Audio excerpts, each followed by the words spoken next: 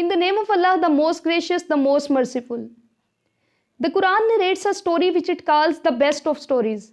It is about the Prophet Joseph who lived in Palestine with his father and stepbrothers. When Joseph was in his teens, his stepbrothers became jealous of him. They contrived to throw him into a dry well situated in a forest. But God came to his rescue. A caravan spotted him in the well and pulled him out. Later they sold him as a slave in an Egyptian market. That was how he traveled from Palestine to Egypt. Luckily, his master was a courtier of the Egyptian king.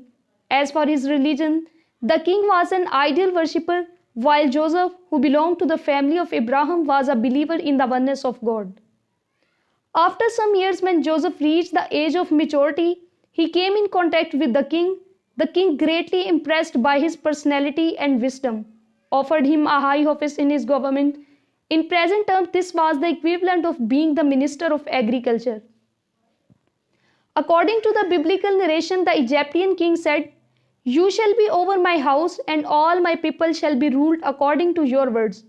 Only in regard to the throne will I be greater than you." Joseph accepted this offer and successfully managed all the agriculture affairs of the land at that time when there was a severe drought in Egypt and the surrounding areas.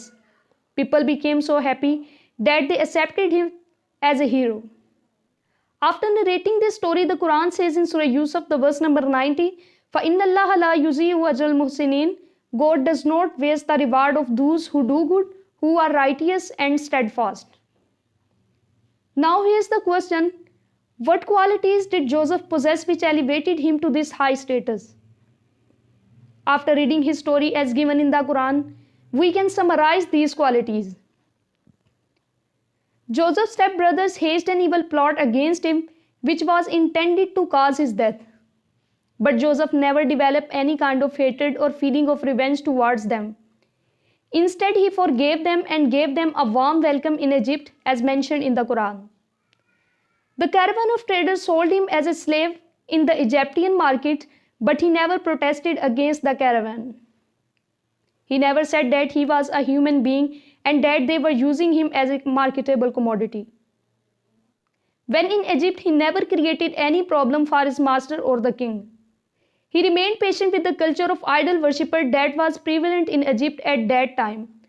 Following the principle of avoidance of conflict, he availed of the opportunity given to him by the Egyptian ruler. These were the qualities mentioned both in the Quran and the Bible, which helped him to rise to such a high status.